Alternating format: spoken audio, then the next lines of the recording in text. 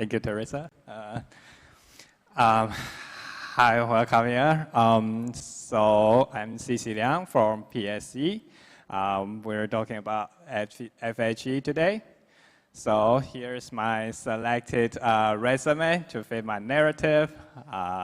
First, in August and July this year, I'm very honored to work with ZeroXPark, Chaos Lab, and PSC folks on the FHE project called Phantom Zone. And before that, in the past 3 years, I've been working on ZK EVM projects with Kimi there and with many people.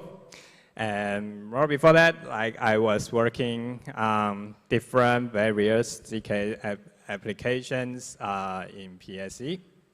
So I think in summary, what I have seen is a rise of computational primitives on cryptography. So what does that mean? We discovered a bunch of computation Legos. These Legos starts with gates like this. You can add numbers together, or you can multiply numbers together.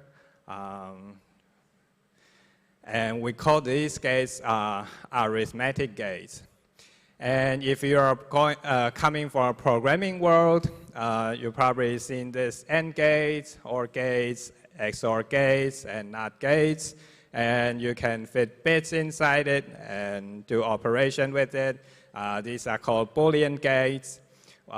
So these are kind of abstract models. Once you get this, you get the whole computation you need. You can serve user with different kind of application logic. How does that go? So first you have gates, and then if you combine these gates together, you get circuits. And then if you build language and compilers on top of them, and you feed developers some coffees and teas, and they'll build amazing applications and to happy users. So I think that's what happened in the ZK past. In the ZK, we kind of have some arithmetic gates that allows you to perform computations on secret values. And now, FHE, we are getting new sets of Legos, and they unlocked new sets of capabilities. And this is what we'll dive into today. So before that, let's do some recap on ZK calculation. So when we talk about computations, we usually start with calculations, and then we build more abstractions, and then we can do computations on actual application logic. So here is a circuit that looks like a Sudoku board. They have some pre-filled values, 7 and 3. You can fill in some initial value, 5, and then you multiply together, you get 35. You plus 3, you get 38. You can witness some private value 2, and then you get the result 40. And then you can send the input and output to the verifier, and without sending all the computation trace in the middle. And in this way, you get privacy for your private value. You also get the computation compression for people call this succinctness. And if we accept some more abstractions, we wrap. Developers are very good at turning your application needs into the computation of bits and bytes. So we can do some high-level logic like this. For example, you have ID 123 that is reside in the ID registry. So this computation result tells us this is a valid ID. has this dog. You can insert some secret value in this secret field of ID. This ID has some certain attributes. And then the whole thing is combined together. This shows you know the secret. So you are the owner. This dog is the owner of ID 123. And then furthermore, this ID 123 has a age field, says 19. So that this dog is 19 years old. But the dog wants to tell people it's 19 years old. The dog wants to tell it's greater than 18 years old with just one additional computation step. So that works well for if your user is just one dog. But now, like, if you want to build applications that interacts with multiple users, like this dog and cat, and they want to decide what to have for dinner, either khao soi or pad thai. But like their opinions are very sensitive, so secret they need some cryptography that can protect you from state actor attackers. So they kind of, let's imagine we don't have any cryptography and we host this computation on the trusted third party, like the horse below. And then the dog sends their vote 1, and the preference for pad thai 0. And the cat sends their vote 1 and the vote for pad thai. Then we perform some computations. We want to add the votes together and to get the final preference for the dinner.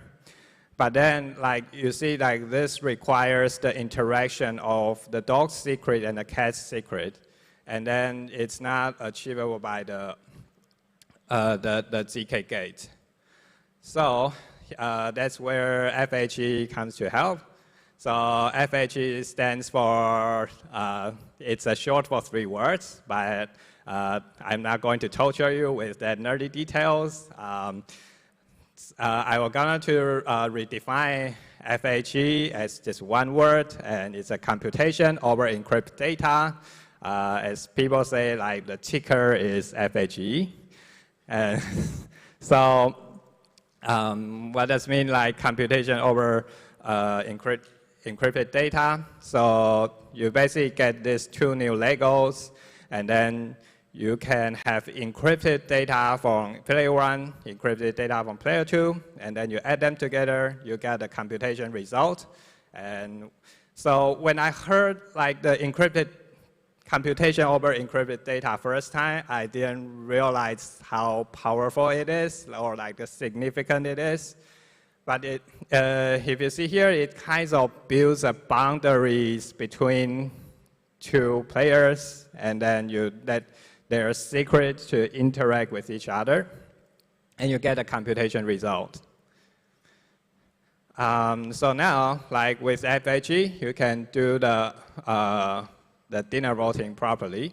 So the dog sends the encrypted preference, cat sends their encrypted preference, and then you use the new FHE gate and to add them together to get an encrypted computation result. And then you have to decrypt it to get the actual result. So I think Vitalik has a saying like all the technology we have is kind of a simulated trusted third party. And I think we, like from this example, we're kind of seeing this phenomena, like this horse on the bottom is kind of like a trusted third party.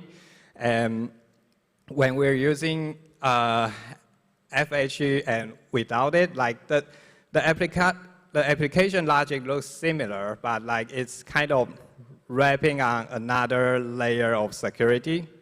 And for the user, from the perspective of user, all they see is the same. They input some value on their browser, and then they got some values from their browser, but like there are differences behind the scene, and there are different security and trust assumption behind the scene. So why are we not already using FHE now? we kind of already like, so in the basement, you have Frog Zone from 0x Park. I highly recommend you to play it. But there are three main problems of FHE right now. First is the computation is costly. Let's say you want to send 1 bit of plain text from this dog to the server. You have to encrypt it, and in this encrypted message is a data itself, so it has some size. And how big is this data? So this data takes 6 bytes. It's kind of it's amortized, and it's kind of 100 times of the plain text. And it grows linearly. It means if you have 100 bits, you multiply 16 bytes by 100. This is already very good, but the terrible part is the computation part. You need a server of 192 vCPU. It burns 10 USD per hour. So I highly recommend you to play the frog games on the basement to feel that like $10 per hour like feeling. So the second problem is the verifiability. You're getting this computation result, but is this computation result coming from the correct computation step or the incorrect computation step? To be honest, like you cannot really tell. Like it needs extra work. You either wrap another ZK proof on top of it. You either do some like message check or something to either guarantee kind of integrity. It's a problem people are actively solving, but it's still a problem. So the problem number 3 is the decryption problem. So after all the computations, we're getting the encrypted computation output. But how do you decrypt this? How do you remove that elephant from the fridge? So you need someone to decrypt the message. But you can, give the decryption key to a centralized party. But this is like you're not doing FHE at all. But the concern is like if someone has the ability to decrypt the output, can they also decrypt other users' input? And this, this makes the whole like FHE a security theater. The other way to solve this is you use some threshold decryption scheme. So every encrypted output, you need all the party to derive a decrypted decryption key share, and together they have to collect all the decryption key together to actually see the output. So if the dog did not give its decryption key to their input, the other people were not able to decrypt the dog's input. But the problem here is the cat. If the cat ghosted, then nobody can actually decrypt this output, and then this secret will be secret forever. So let's give a quick recap. The message is simple. In ZK, we kind of have computations on top of your own secret. And for FHE, we can engage with other secrets. So you can build applications for multiple people. And that opens a lot of doors to many new applications. So I expect like you will heard like the word FHE in the like near years. There will be more talks, more in the next Devcon. Like this is a kind of trending topic.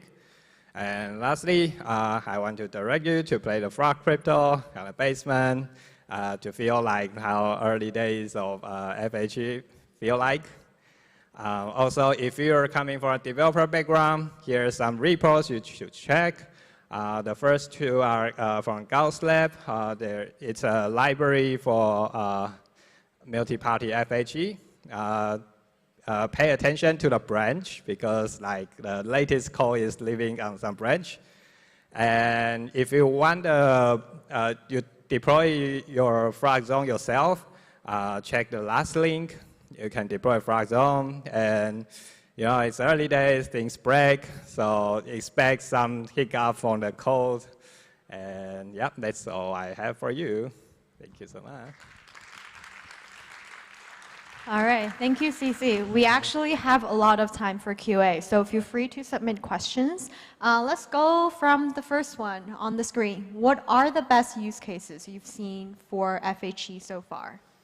That's a very good question. So for me personally, like definitely not for others, like I'm more from like economic background, and I'm very interested in like auctions and votings. These are very, you know, like old FHE applications. They are very ancient, but I feel like if we can do proper voting and proper auctions, that would be cool. But people, like, I think what makes people exciting in the future is if you can build some private state, you can build a, let's say, P2P network. You have a private state, and then you have some state transition function. You can continuously update the states, and then you have some, you can build a, like, some kind of private blockchain, and private application to many, but like I cannot say anything concrete at this moment because I don't know. And we have another one. Which optimizations do you see possible to solve performance issue? Oh, so this is what I heard from our colleagues, Pierre.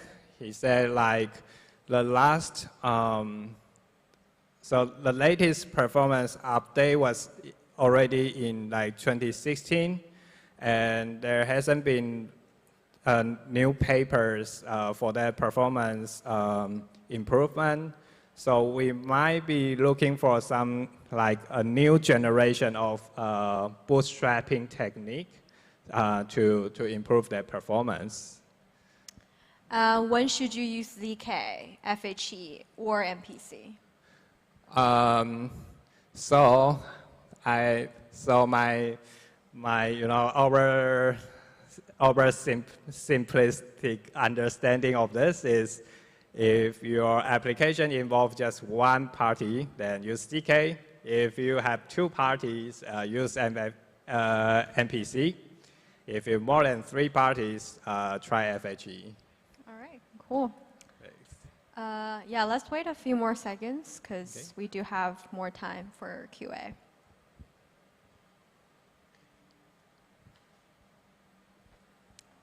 What do you think of TEs as a solutions for shared private state computation as a performance solution over FHE? Good question. I don't know yet. I haven't dived into this topic, and so I haven't developed opinions on this. All right, perfect.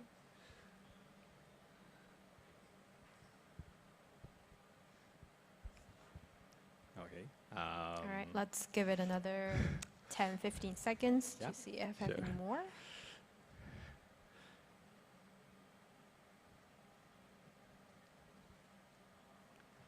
Maybe a question for you, like who here have heard FHE before? Oh, okay, almost everyone, okay. Who here have heard indistinguishable obfuscation before? Okay, oh, nice. All right, cool. Thank you, CC, for your amazing talk. Our next talk will be in 10 minutes. So.